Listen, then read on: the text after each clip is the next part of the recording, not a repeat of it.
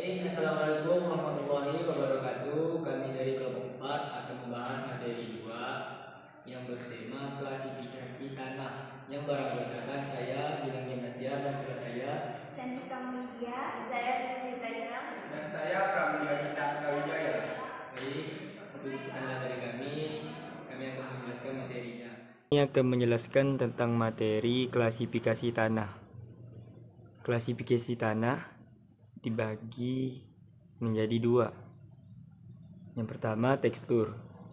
Tekstur dibagi menjadi 4, yaitu kerikil, pasir, lanau, dan lempung.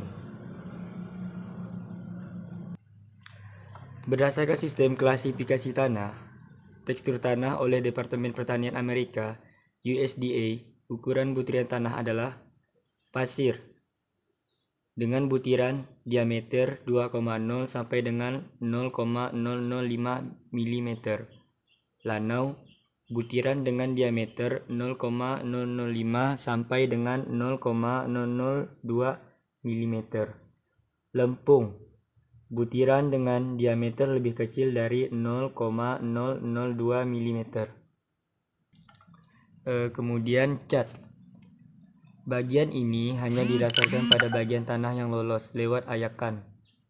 Jadi, apabila tanahnya mengandung butiran berdiameter lebih dari 2 mm dalam persentase tertentu, maka perlu diadakan koreksi. Klasifikasi tanah berdasarkan pemakaian sistem klasifikasi tanah berdasarkan tekstur adalah relatif sederhana, karena ia hanya didasarkan pada distribusi ukuran butiran tanah saja.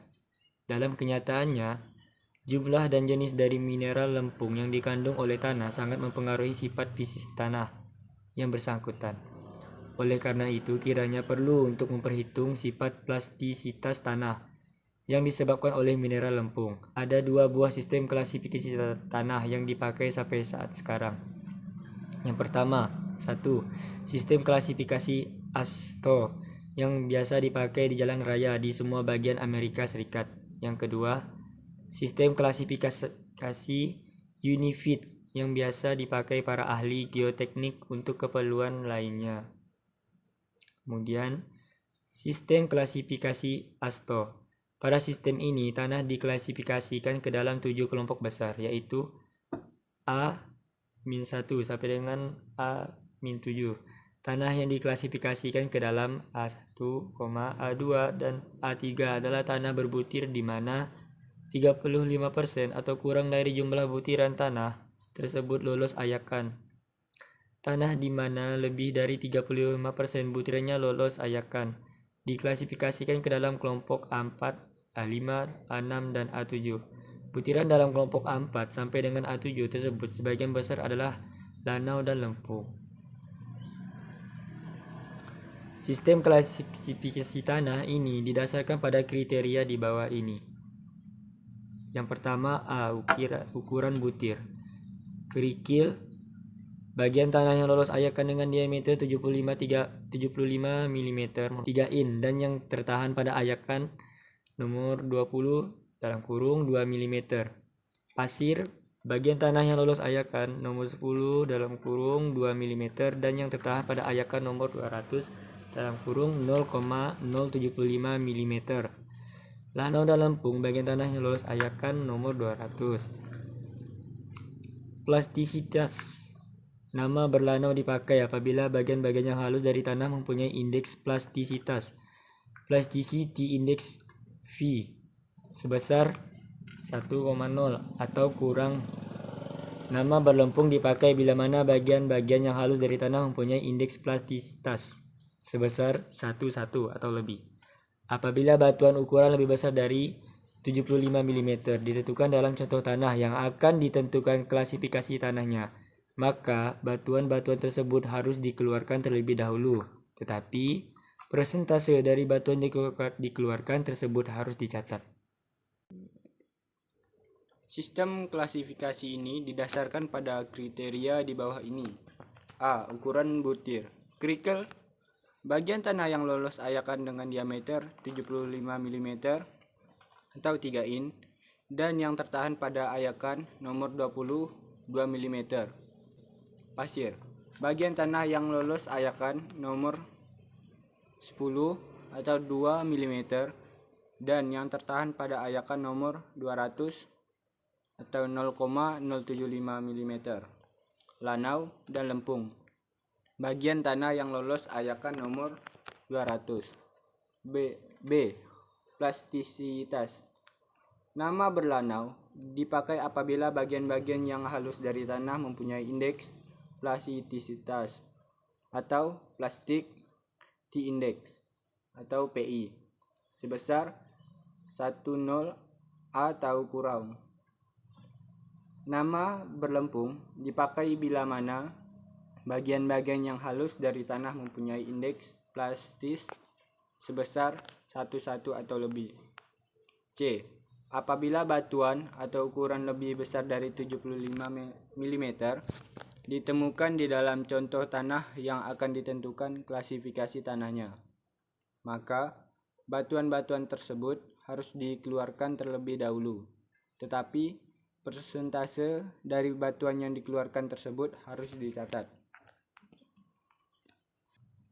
Untuk mengevaluasi mutu atau kualitas dari suatu tanah sebagai bahan lapisan tanah dasar atau subgrade dari suatu jalan raya, suatu angka yang dinamakan indeks group index GI juga diperlukan selain kelompok dan subkelompok dari tanah yang bersangkutan.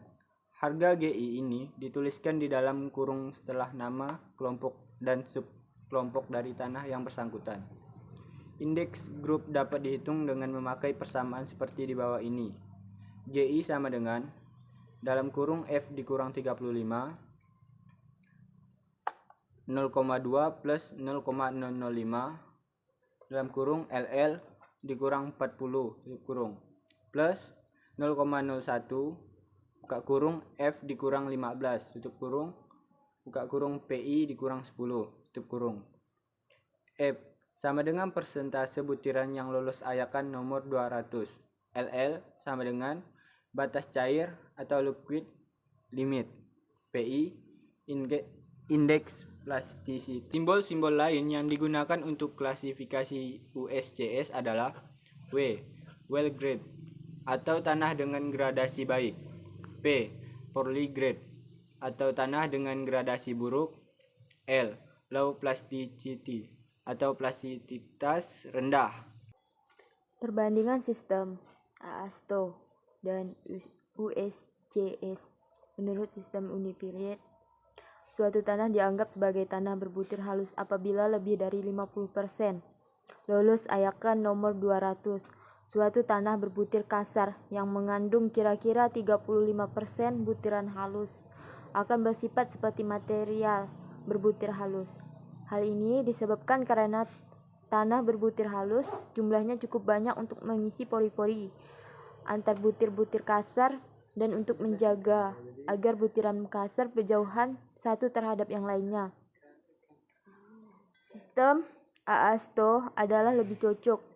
Dalam sistem AASTO, ayakan nomor 10 digunakan untuk memisahkan antara kerikil dan pasir. Dalam sistem univariate, yang digunakan adalah ayakan nomor 4. Dari segi batas ukuran pemisahan tanah, ayakan nomor 10 adalah lebih dapat diterima untuk dipakai sebagai batas atas dari pasir.